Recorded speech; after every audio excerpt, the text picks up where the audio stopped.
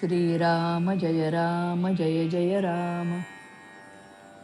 भगवंताची सेवा या भावनेने परोपकार करावा. प्रत्येक मनुष्याला परोपकाराची बुद्धी असणे अत्यंत जरूर आहे. पण तो कोणास शक्य आहे आणि तो कोणी करावा याचा विचार करायला पाहिजे. ज्या शेतात पाणी भरपूर पुरून उरत असेल त्याच शेतातले पाणी बाहेर टाकता येते आणि ते हितावहही होते.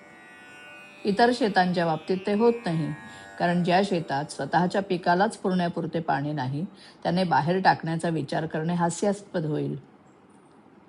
अशा शेताला पुरेसे पाणी कसे मिळेल याचाच आधी विचार करणे जरूर आहे. हीच दृष्टी परोपकार करणाऱ्या व्यक्तीने ठेवावी. ज्या महात्म्यांनी स्वतःचा उद्धार करून घेऊन जगाच्या कल्याणाकरिताच जन्म घेतला त्यांनाच परोपकाराचा अधिकार.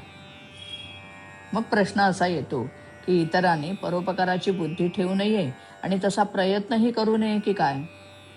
तर तसं नाही. परोपकाराची बुद्धी आणि प्रयत्न असणेच जरूर आहे.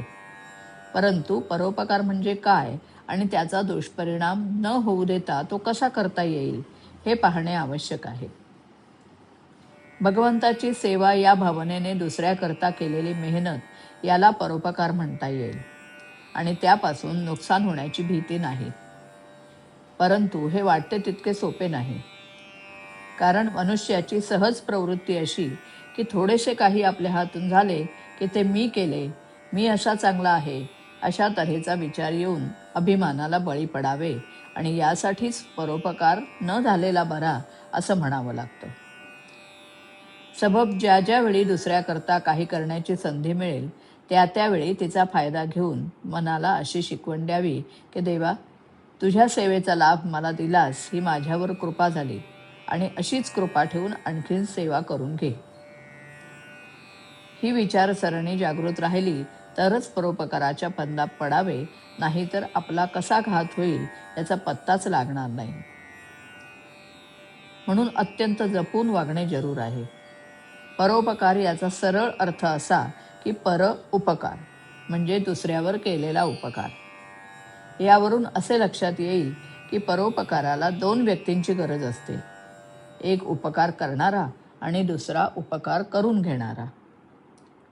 जगातल्या सर्वसाधारण व्यक्ती पाहिल्या तर आपल्या स्वतःवरून असे दिसते की मी एक निराळा आणि प्रत्येक व्यक्ती आणि वस्तुमात्रागणिक सर्व जग निराळे. मनाच्या या ठेवणीमुळेच जर आपल्या हातून दुसऱ्याचे कधी काळी एखादे काम होण्याचा योग आला तर मी दुसऱ्याचे काम केले ही जाणीव होऊन अहंकार झपाट्याने वाढू लागतो. म्हणून परोपकाराच्या बाबतीत अत्यंत सावध राहण्याची सूचना सर्व संतांनी दिली आहे. नामात राहिले म्हणजे अहंकार नाहीसा होऊन सावधानता येते आणि चित्त शांत होते. बाईला मूल झाले की त्याच्यावरती आपोआप प्रेम करते, तसे नाम मुखी आले की सत्कर्मे आपोआपच होऊ लागतात. श्रीराम. मी झटता हे दुसऱ्यासाठी नको नको अभिमान, सेवा घडते भगवंताची मानत भक्त सुजान. सेवा घडते भगवंताची मानत भक्त सुजान. कुणी न दुसरा ध्यानी घ्यावे सर्वांतरी रामास पहावे. कुणी न दुसरा ध्यानी घ्यावे सर्वांतरी रामास पहावे. नामी रमता गळे मी पण मन हो शांती ठिकाण. नामी रमता गळे मी पण मन हो शांती ठिकाण. सेवा घडते भगवंताची मानत भक्त सुजान. सेवा घडते भगवंताची मानत भक्त सुजान. सेवेची नित संधी घ्यावी भक्ती पर्वणी ती समजावी. सेवेची नित संधी घ्यावी भक्ती पर्वणी ती समजावी. बहुवेषे भगवंत विनटला इकडे द्यावे ध्यान. बहुवेषे भगवंत विनटला इकडे द्यावे ध्यान. सेवा घडते भगवंताची मानत भक्त सुजान. सेवा घडते भगवंताची मानत भक्त सुजान.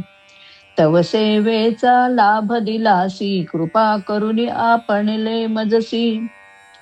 तव सेवेचा लाभ दिलासी, कृपा करुणी आपणले मजसी. अशीच सेवा घडवी पुढती, हे राखावे भान. अशीच सेवा घडवी पुढती, हे राखावे भान. सेवा घडते भगवंताची, मानत भक्त सुजान. सेवा घडते भगवंताची, मानत भक्त सुजान. मी झटत आहे दुसऱ्यासाठी, नको नको अभिमान. मी झटत आहे दुसऱ्यासाठी, नको नको अभिमान. सेवा घडते भगवंताची, मानत भक्त सुजान. सेवा घडते भगवंताची, मानत भक्त सुजान. सेवा घडते भगवंताची, मानत भक्त सुजान. श्रीराम